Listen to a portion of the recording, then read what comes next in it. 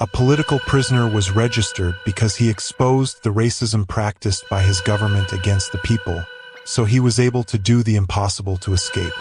Still, he was imprisoned on the second floor, so he couldn't dig a tunnel or escape through the window, so there was no way for him except to get out through the door. Still, the problem is that the prison cell has two doors, an inner door and an outer door. The outer door does not even open from the inside, the opening of the window is outside, and other than these, the two doors, his prison cell has 8 doors that he must break through to get out of prison, meaning a total of 10 doors, so here one is supposed to feel that escape is impossible. Still, this prisoner will use his brain and make very innovative tools. I will not burn them on you. These tools will help him break through all the doors and carry out the escape operation. So what are these tools and how did he make them while he was in prison? Follow the story. We mean its events took place in the 70s in South Africa. Whoever does not know the country of South Africa has suffered throughout its history from colonialism, especially from the British and the Dutch, and most of it is colonialism. It is the African country that was inhabited by the largest number of white people of European origin. And the meaning of missing the whites is that they were and still are the minority in the country. Still, there was an apartheid system against blacks and the Africans who were the original inhabitants of the country, meaning the whites had their neighborhoods, their places which were very clean, tidy, and beautiful, and the blacks were not allowed to enter these places. On the contrary, they are forced to live in poor, tired, and dirty neighborhoods in tough conditions. This is the apartheid system in short, which continued in South Africa from 1948 to 1994. The South African people, especially the Faraka, who are the original inhabitants of the country, are the ones who resisted and fought and struggled to end this system. The greatest symbol of this resistance was Nelson Mandela, who carried weapons and resisted the apartheid system by force. And the result was that he was imprisoned for 27 years. Still, after that, he became the first African president of South Africa when they finally managed to end this system so that South Africa would also receive the largest Palestinian support from the countries because they suffered and knew the history of occupation and apartheid and knew that this occupation would not go away except through resistance. The meaning of the apartheid system in South Africa was to arm the white man, but some honorable white people rejected this system. This is a story that we will begin with the first two people, named Tim Jenkin and the second Stephen Lee, are both white South Africans and both were activists against the apartheid regime. One of the things that Tim Jenkin did once was carry a bomb in a bag and put this bomb in one of the streets, and suddenly a boom exploded so that it could be completed after that. Here in reality it was a bomb of Shorat, meaning it had these orbs. These orbs contained a message directed to the people whether white or black, and called on them to resist the government and the apartheid system for the two of them if they were honest. And continued, so this resistance activities continued for years, but like any oppressive government, the security forces in South Africa at that time were strict surveillance and espionage, and intelligence joined, and in the end they knew about them, and the security forces went to their homes and stormed them and arrested them, and they and the owner of Stewin entered prison in January 1978. They put them in a prison called Pretoria, which was supposed to be one of the strongest prisons in South Africa. It was classified as maximum security, meaning the prison was highly guarded. The charges they put on them were terrorism, and they sentenced them to 12 years, but what the prison administration and guards did not know was that these two were determined to escape even before they were sentenced, and the court for them was impossible. They remained in prison for a long time, but this prison was difficult and there were many security measures to thwart any escape attempt. The fence was a 6-meter-long iron mesh. The prison roof had armed guards all the time, and at night some dogs were released in the prison yards. Dogs that could smell and chase any prisoner trying to escape in the blink of an eye. When the guards led Altam and Stephen's friend to their cells, Rabab's door was the first time they noticed the number of doors they had passed. It was as if these doors were endless. Some were heavy doors, some were barred doors, and some were regular wooden doors. But from the many doors they passed, you felt that the prison was made up of doors. From their first days in prison, when they would go out during breaks and leave the cells, they would always explore every corner they could, see the walls, the exits, and the entrances, and try to find any possible loopholes. They knew right away that the matter would be complicated. Stephen and they were not the only political prisoners in the prison. There were 10 others, meaning 12, surrounded in the same section. Their cells were next to each other, and this section was on the second floor, meaning that escaping was done by digging a tunnel, for example. How could he dig it from the second floor? The window was also high, so there was no way out except through the cell door. Of course, the cell door had a hole, so he sat and thought about it in the cell, contemplating the hole and how he could open it. He was not an expert in locks, but he had previous experiences. He used to play with some locks sometimes and open them with wires. When he learned a year ago about how locks worked, he saw it in the hole of the cell, contemplated it closely, and began to imagine the shape of the inside and its components. He began to imagine the shape of the key that could open it. Then an idea came to his mind, so he took a piece of paper, put it on the hole, and drew the dimensions of the hole. He wanted to know the key size needed to open the hole. Then he took another piece of paper, folded it, took a pen with it, and put the paper and pen together in the hole. The goal was to know the depth of the hole. He used to sit and do experiments and use papers and pens to get the measurements of the key. He left Balkomon in the year 78. The locks were not as advanced as they are today. After that, they were somewhat able to draw a drawing of the key with the dimensions that they believed were the dimensions of the original key. Okay, now he has the dimensions. How could the key be made? He proposed making it out of wood because they employed them in the prison's carpentry shop. They would make them make different things out of wood. So it was decided that he tries to make a key out of wood. Of course, a key out of wood is very unusual and strange. Even when the idea was presented to Stephen's owner, Stephen, he wasn't convinced by the idea. He didn't think a wooden key could open the lock, even if the measurements were correct. But in any case, they had nothing to lose, so why not try? So he sat and made the key while working in the workshop. Of course, the key had to be made under the supervision of the guards. So the matter was easy, and Stephen's owner was always trying to fool him. After a whole week, he finally managed to make the key. But the next step was to take the key out of the workshop. Of course, when the prisoners leave the workshop, they are searched, so how could he make the key out of the workshop without the guards discovering it? The answer was in the coffee cup. The coffee cup that they had, each prisoner had a cup, so even these cups were searched, and the guard would throw any remaining coffee in the cup into the sink to make sure that the prisoners didn't smuggle anything inside it. But then it was discovered that the coffee cup was disassembled, and inside was a small space where he could hide the key. So he opened the space, stuffed it with paper, and put it inside. Of course, this paper stuffing was so that the key wouldn't move inside the base of the cup, meaning that if the guard shook the cup, he wouldn't hear the key moving inside. When the prisoners stood in line to leave the workshop, instead of a guard searching them individually, he usually took their coffee cups, poured whatever was left into the sink, and ensured it was clean from the inside. Of course, he was tense when it was your turn, but we tried to keep him calm and not show his tension. So he handed his cup to the guard, who opened it and poured whatever was left in the sink. He didn't ensure it was clean and shook the cup to ensure nothing was inside. Here came the benefit of the stuffing he had put in the base. So he returned the cup to the guard and made him walk back to his cell with the wooden key. When he returned, he went to his cell and the guards left the section. He immediately wanted to try the key. He put the key in the opening and they got angry, but quickly his heart exploded when it didn't work. The key did not open, but it was expected and calculated in any case, and the choice of wood was not just a joke. When the wooden key was turned inside the eyelid left marks on the key, so he knew where the key would stop. He had a small piece of iron, so he used this piece of iron to dig into the key in the places that the eyelid had marked. That is, he would try to dig the places where the key would get stuck so that he would make the appropriate shape. He kept digging into the key and entering the eyelid and trying, and digging into the key and entering the eyelid again and trying. He kept repeating this movement until in the end, the eyelid opened the wooden key. He succeeded.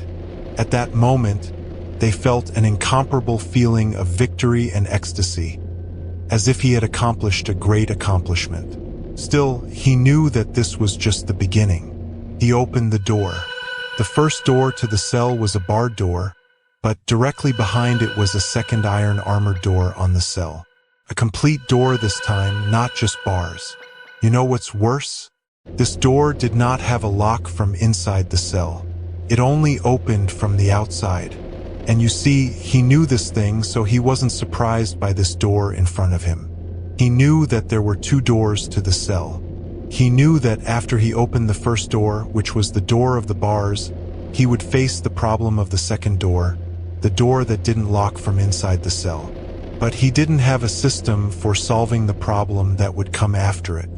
Then he thought about the problems that would come after it. The prisoner could put his hand out of a small window next to the door, but he couldn't reach the door.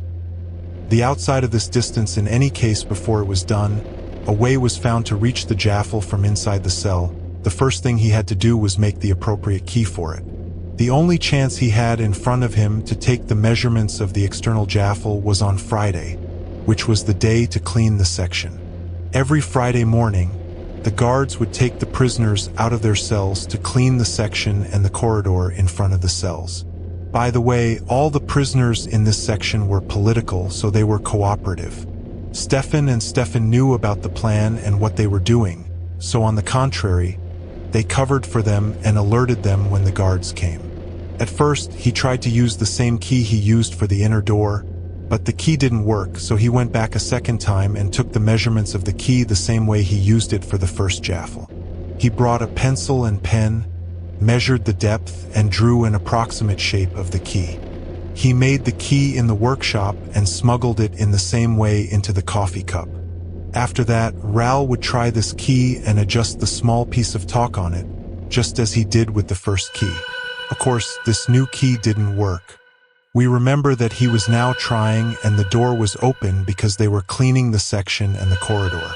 When he tried the key, he closed the hatch. It did not open. When he turned the key again to open the hatch, he discovered that the hatch was stuck. The iron of the hatch was sticking out and the key was unwilling to enter. He normally went in and out of the hatch, but the hatch was unwilling to turn. The hatch was stuck and he kept trying and trying, but to no avail. When the cleaning time was about to end and the guards were about to return, he tried with the key. He tried to hit the hatch with his hand and tried in every way, but everything failed. The hatch did not want to move. The guards sat down in the end, so he left the hatch and returned to our cell. Of course, the guards saw the hatch, but instead of blaming the prisoners or thinking that one of them played the hatch or made a switch for the hatch, they immediately wanted to blame each other. They thought that one of them left the hatch in this condition. They never suspected the prisoners and said the situation was not a disaster. They opened the hatch with the keys, closed the door, and locked it again. Of course, here he took a deep breath because he was terrified that they were searching his cell and they get the wooden keys, but luckily things went smoothly this time. After the situation and what happened, Stephen consulted among themselves, and they decided they would not try the jump again with the door open. They would try it only with the door closed. When we came back to the main problem, I told you that the jump, this outer door, only opened from the outside, and the small window next to the door, farther than the fabric, could extend his hand and reach the jump opening. Stephen and I remained confused about the problem for a long time, and we just sat down and thought of a solution. Finally, one day, inspiration came to them. They allowed the cleaning utensils to stay with them in their cells, so an innovative invention was made. A wooden cube was fixed on the key, and a screw was used to fix the wooden cube at the end of the broomstick, meaning that now he could extend the stick and turn this piece of wood with the key inside the jump. A brilliant invention and innovation.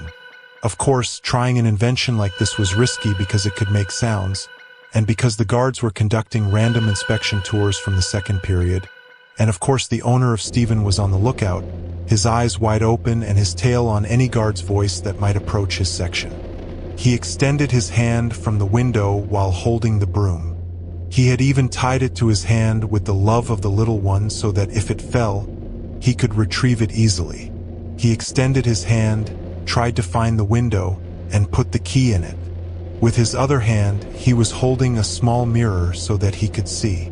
The window opened because of the stitches. He couldn't stick his head out of the window. The herbs, and he kept trying to put the key in the eyelid, but the process was complicated. Finally, after a long time and many attempts, he could put the key in the eyelid. He took a deep breath, happy, and relaxed. His nerves were extremely tight. Then he tried to turn the key in the eyelid, but unfortunately, the key did not go in. He returned to the broom and started again to work on the key with the small piece of talk on the eyelid. It was shown on the key, so he knew where to dig and where the key gets stuck when it is inside the eyelid. He would sit and dig in these places and try to adjust the shape of the key to fit the eyelid more. He remained in this state for several nights. He tried every night for the longest possible several hours and just tried to adjust the key. Imagine that this process took him 2 full months. He tried to change the key more than once. The matter was extremely difficult to the extreme. However, he did not despair and continued to try painfully. Finally, after hundreds or even thousands of attempts, the joy that he thought would open at this moment was indescribable. He may not have felt such joy in his entire life. Before, it was a great victory for them, meaning they can now get out of their cells and easily open these 2 doors. You see, all their cells had a startle vent, meaning it is normal that they do not make a special startle for each cell, and now it is normal for the next door, which was the section door. The only period they could try to startle the door was the cleaning period we talked about, which occurs every Friday morning. First, before he tried to make a new key, he tried the keys that Allah had and hoped they would work. Here was the sweet surprise when he tried the first key to open the door inside the cell and the startle. They were using the same startle on the section door. Of course, you cannot imagine the joy they experienced here. They saved themselves a great deal of effort, so now they were able to open the doors of their cells and they were able to open the door of their section. Here they sit and Stephen discusses with each other. Before, their alleged plan was to escape from the prison yard, meaning they would get out of their section and then either dig a hole under the ground or climb the 6-meter iron fence in a way with water. But then he said to Stephen, "Why don't we go out of the door, the main door or the employee's door or any door leading outside? If I can make keys for all these doors, I can make keys for any other doors and Stephen might intercept us." Stephen felt the idea was a bit crazy because they didn't know how many doors might be in front of them or where to find the door to take them out. They didn't know the prison layout, so Stephen planned to know where it was, exactly where they had to go, and what path they had to take after they got out of their cells and section. He claimed that he had severe toothache. There was no dentist in the prison, so they had to leave to go to the dentist. If they got out of the prison, he would know how many doors they had to pass through and where exactly they had to take them. After Stephen got out of the dentist, passed through all the doors, and knew the path they had to take, he returned to the group and was surprised by an unpleasant surprise. He told him that he had crossed 7 doors after he left the section, meaning they had 10 doors to pass through to get out of prison, but at least now they had a clear plan for their path.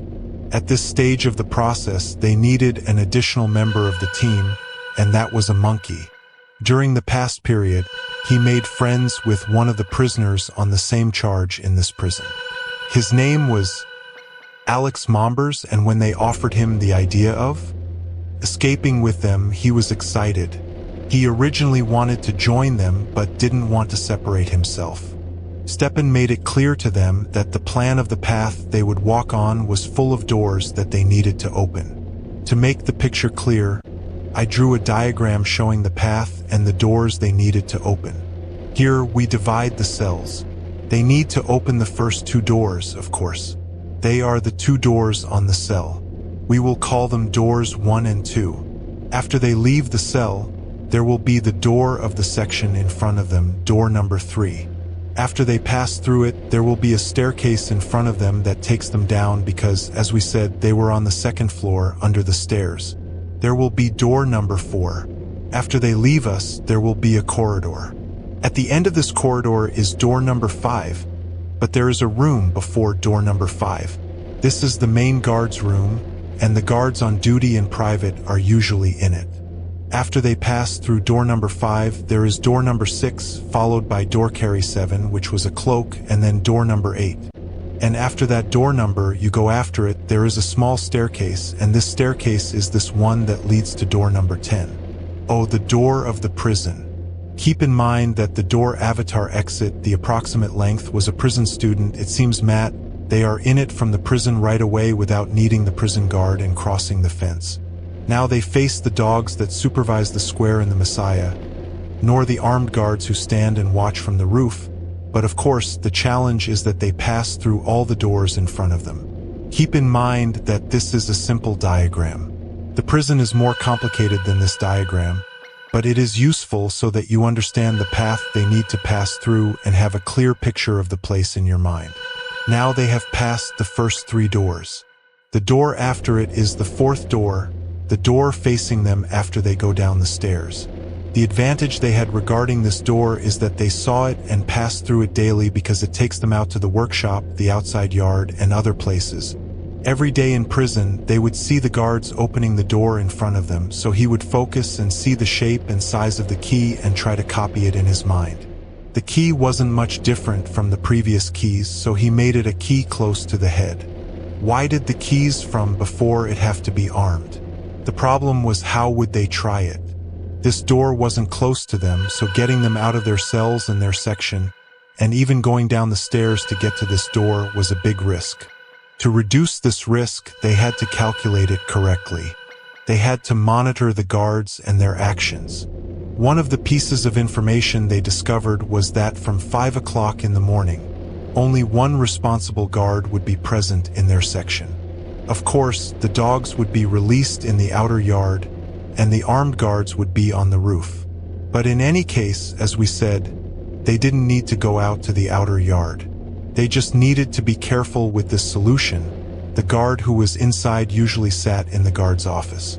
Of course, different guards would take the watch of the night guard, but there was one guard who always took this guard was more than his colleagues because he loved the night shift.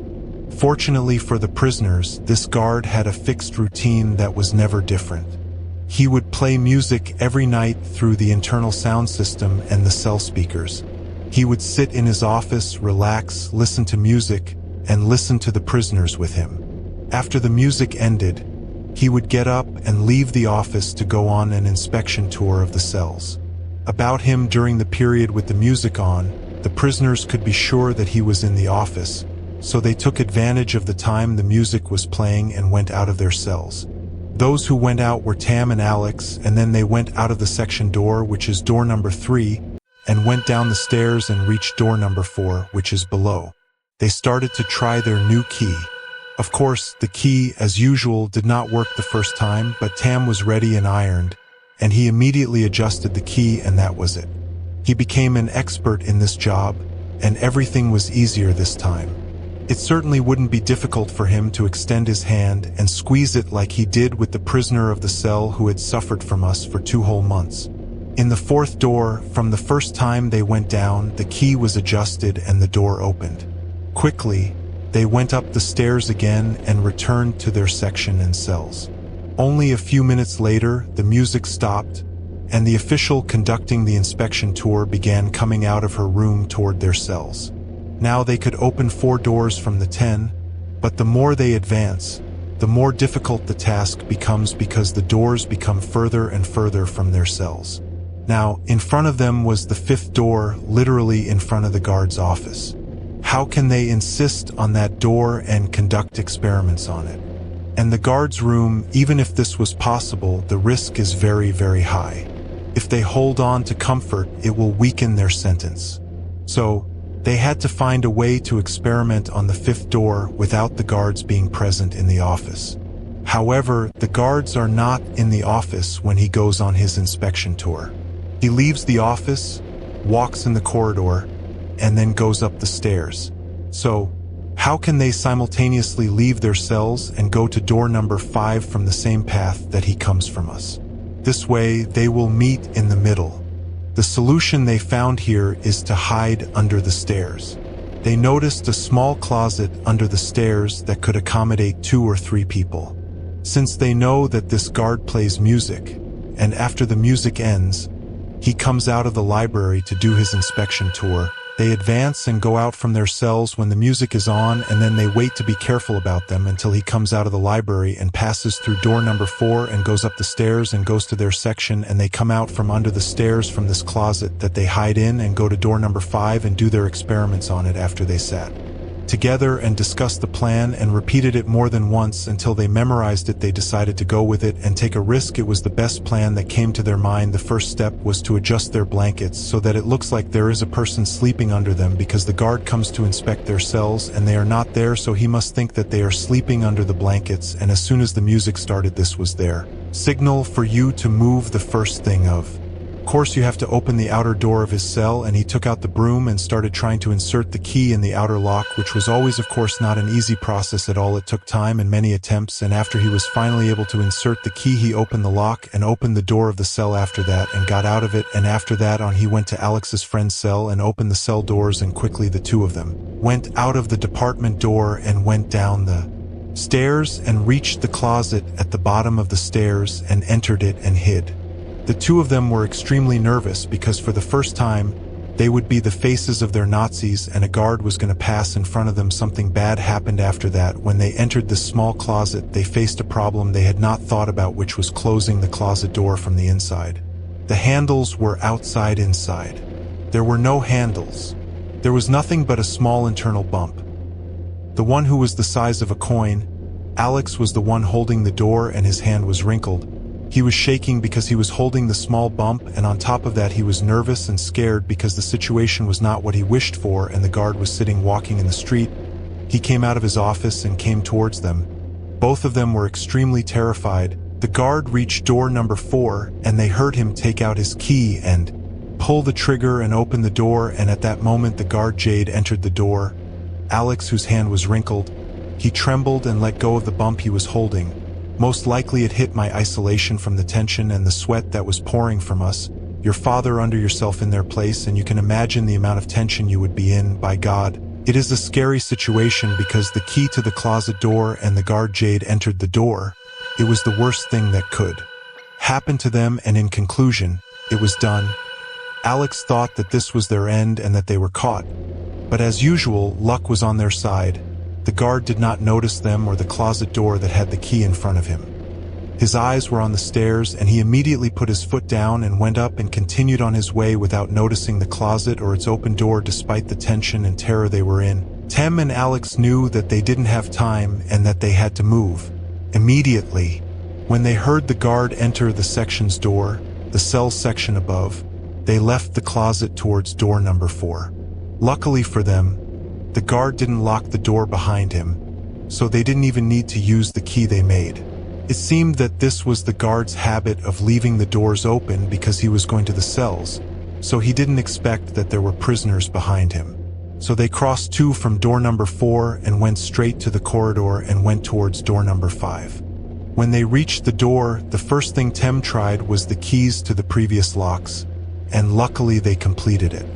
The key to door number 4 was the same as the key to door number 5, so they passed through door number 5, but then they were faced with door number 6, which looked completely different.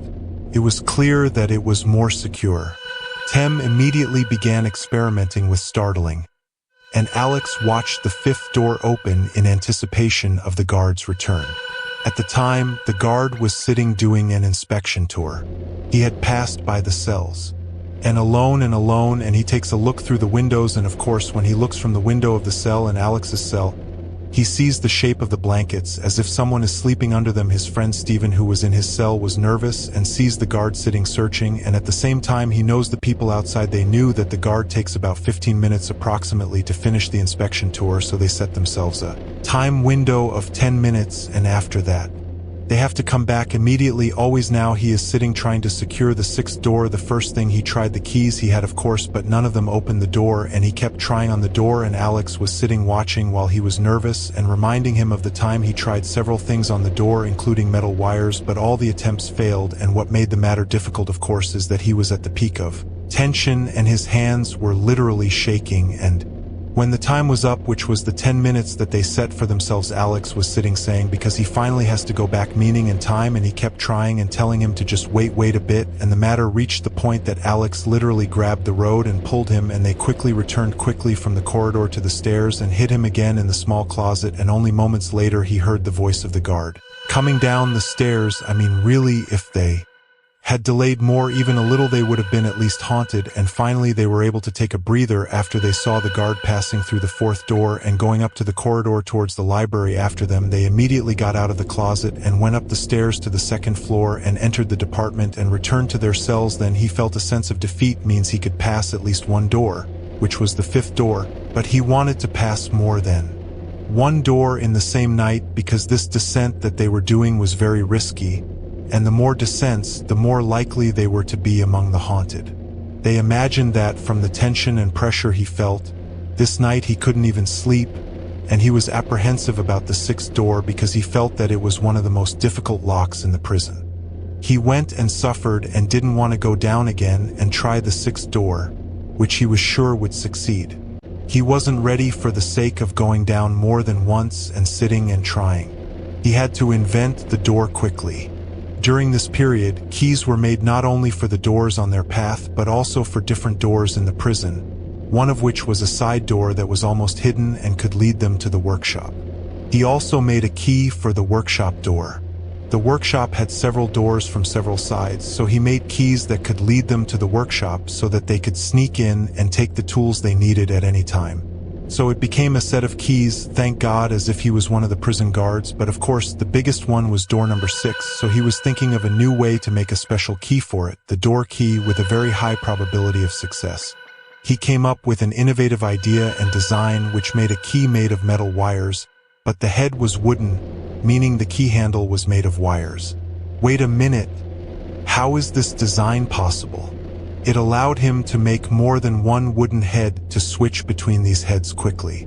The second advantage was that he could move the key inside the door more easily because the wires could enter deeper into the door, so he could move the key head up and down at different angles. He could not do this with regular wooden keys. It gives more freedom and leaves room for the wooden key to fit. It does not need to be a 100% precise shape on the door. When this design was finished, he felt that he had reached the performance that would enable him to open door number 6 without a bite. He did not only want to open door number 6, he wanted to pass through all the doors from one exit in one night, but this would take more time, so their friend Stephen, who would stay in his cell, had to find a way to distract the guard and make the inspection tour longer. On the night of the execution, all the prisoners, when they heard the music, started playing without their movements. He got out of his cell and Alex got out with him. They went down the stairs together and reached the closet below. They hid in it and waited for a mechanism to stop the music. Then the guard heard and they saw him crossing and going up to the cells. He immediately crossed the fourth door to the corridor and ignored the fifth door. They opened the fifth with the fourth key and now the sixth door. Is it time for the cells? Step-Pen started a plan to distract the guard. The plan was simple. Stephen knew that this guard loved rugby, which is considered one of the most famous sports in South Africa. He sat and talked with him about the game, who won and who lost, and how the matches were. The guard continued talking with him because he loved the game. Meanwhile, Step-Pen was trying to open the sixth door's lock using the wire key. There were 3 wooden heads that he was trying with the lock. As we said, he could move the key more freely inside the lock because the wires gave a greater angle and movement. He kept moving the key right and left and up and down and trying to open the lock until he heard the startled sound. Finally, and once again, the enthusiasm returned to Tam, and immediately Alex crossed the 6th door and found the 7th door in front of them. The 7th door was made of iron bars, and the startle at the door immediately, as soon as Tam saw it, he knew. The exit, because its screws were outside, was clear, and one of the tools that were around was a knife that they used to cut bread. So they allowed it in the prison circle and kept it in their cells, a small knife that wasn't sharp, and Tim was able to pick the lock somehow very easily and also disabled the lock. So the 7th door could be opened with a simple movement of wire or a piece of iron. and thus it would be through the 7th door. And immediately after that, they went to the next door, which was open very simply. After that, they reached door number 9, which was a screw similar to the previous screws. So immediately, they started trying to try the keys they had and discovered that door number 9 opens with the same key that opens door number 4 and door number 5. Meanwhile, in the cells, Stefan was still sitting trying to distract the guard with talk until the chatter about the rugby game ended. They were chatting about his life and family, but Stefan, of course, he wouldn't have been able to keep the guard busy for much longer, so his friends had to finish their mission quickly and return. Alex had reached the 10th door, but they knew that time would run out and they were supposed to return. The 10th door was a regular wooden door like the doors he loved. The door was supposed to lead them out of the prison. As I told you, this door would take them out immediately. For example, it wouldn't take them to the outer yard or anything else in the prison. It would take them out immediately. The bailiff at the door was unlike the other bailiffs, and they didn't have time to sit and try it out. So they decided to leave it and return. They quickly moved towards the stairs, hid in the closet below, and waited for the guard to come down. Indeed, it didn't take a minute or two before the guard came down. They exited the closet, descended the stairs, and returned to their cells. This night was a great achievement. They could pass through all the doors except for the last one. The next day, the three gathered in the prison yard as usual to discuss their next step.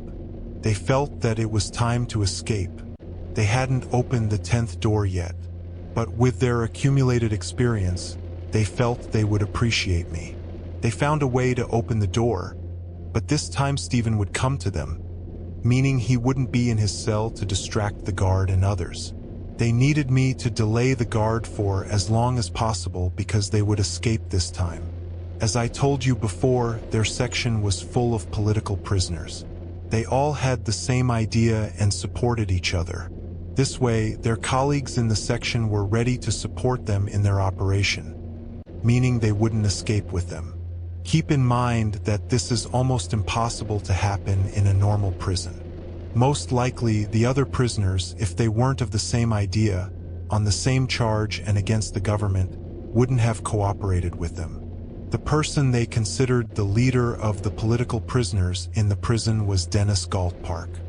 Dennis told them he would help them and try to distract the guard. The idea they came up with was that they would cut off the electricity to the section. The electricity is on the stairs you go down after you leave the section door, so if the electricity is cut off, it is possible. Dennis calls the guard and asks her to find a solution to the problem so that the guard will be busy, and finally, Guillaume returns on December 11th, 1979. The three of them were of course very excited, but at the same time very tense.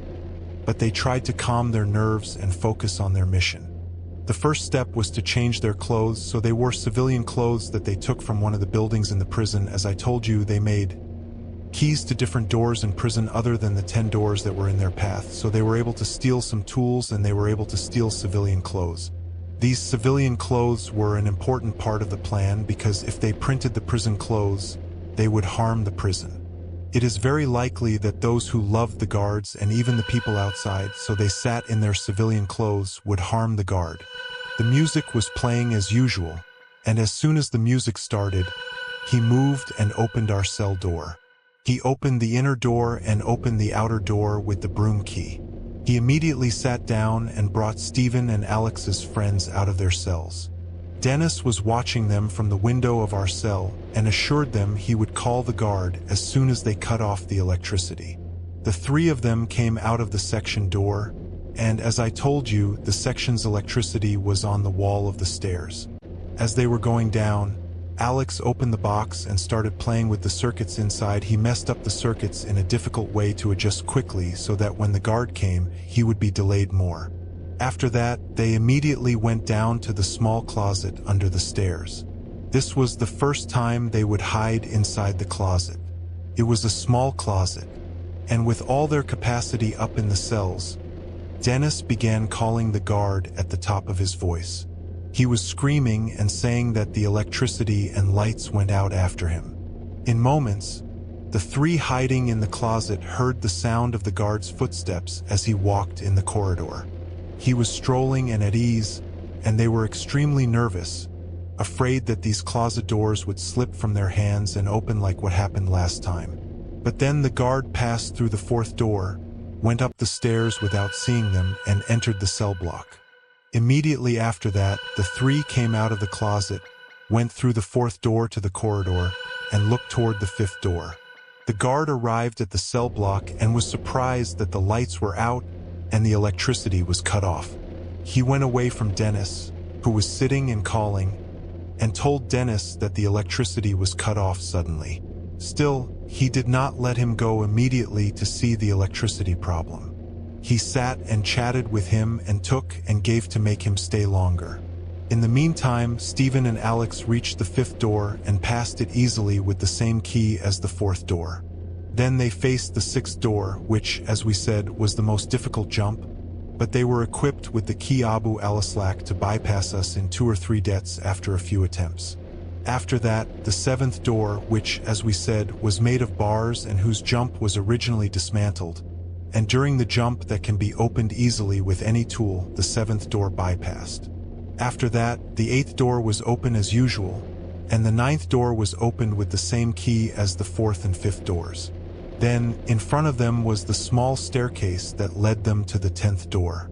They went up the stairs and started to try the keys they had on the jump, but the keys did not want to open. One of them tried it, and the more he tried to open it, the more his tension increased. This was the worst nightmare they could face at the point that the keys did not open. The 10th door was jumped. From the many keys he made and the jumps he opened, he reached a stage where he felt like a professional jumper.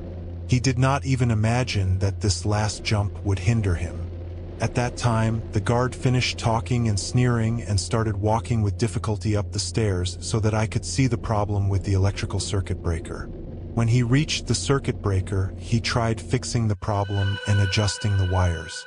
The 3 prisoners were still trying at the door for more than 20 minutes, and the guard was still trying to open the door with all the tools he had, but to no avail. After all that time, the guard restored the electricity, finished the inspection tour, and began his way back to the office. The 3 of them were still sitting at the door and heard the guard steps as he was returning, and they heard the office door open and enter, which meant that now the guard was between them and their cells, meaning if they thought of returning, they would have to pass in front of the office. Then he decided to return to the cells and try again. It was true that when they returned, they would pass in front of the office and the guard was there. He thought this was the best option, but the other 2 friends, Stephen and Alex, disagreed. They agreed that they had to get out of prison now. There was no going back. Alex took Diddy's tool from their tools and decided to try to break the lock. This tool was one of the tools they had stolen from the workshop after they made a key for it. He immediately objected and said that trying to break the lock would cause a loud bang and most likely the guard would hear them. But Alex was determined. He took the tool and started digging into the wood around the lock. The door, by the way, was wooden, not armored. The only armored door was iron. Door number 6 was the only armored door. Alex's bangs and digging into the wood were disturbing, and he caused a high level of noise. He was sitting watching the corridor, terrified that the guard would leave his office at any moment. Alex kept digging and breaking the wood of the door. Little did he know that the door opened in front of them. The guard did not hear them because he did not leave his office. Their joy was indescribable at that moment, but they knew that they had to control their feelings and not let the excessive enthusiasm take them because some of them were in prison. He opened the door calmly and walked normally, but they were raising their heads in his mind. They were trying not to talk to anyone, but simultaneously, they were trying not to arouse suspicion. But immediately, at a short distance after they got out of the door, they saw a car, and next to it were 2 prison guards. It looked like they had just finished their shift and were going back to their homes. Their hearts were pounding then, but they kept calm and walking. The guard did not care much. He gave them a look or two, and they went back to chatting with each other. In the end, the three of them were wearing civilian clothes. It doesn't make sense that there are prisoners who can reach the place. The three of them walked a little, not far from the prison, and they reached one of the main streets in the city. At that moment, they finally felt relief, joy, and victory, and their plan to escape succeeded.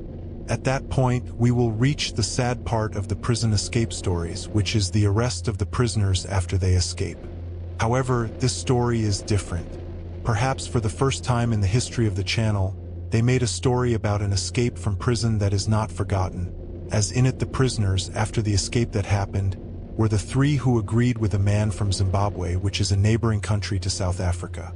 This man was a smuggler, so they agreed with him to smuggle them to Zimbabwe. They got him out of South Africa and reached Zimbabwe. After that, they left Zimbabwe and went to Zambia and Tanzania. From Tanzania, they could fly to London, remain settled, and live there until the apartheid system ended in South Africa. In 1994, I honestly don't know if they returned to South Africa, stayed living in London, or went somewhere else, I don't know. Still, after that, a book called Escape from Pretoria was written, in which they narrated the story's events and how they carried out the escape operation in all its details. This book was later turned into a dramatic film, and a film was made about it. I gave lectures and seminars about their amazing escape story in different parts of the world. I hope we have reached the end of the story. If you enjoyed it, please like and subscribe to the channel and activate the bell button. For those who are free, these are other awesome clips. Just watch it and I will see you in the next video. Bye.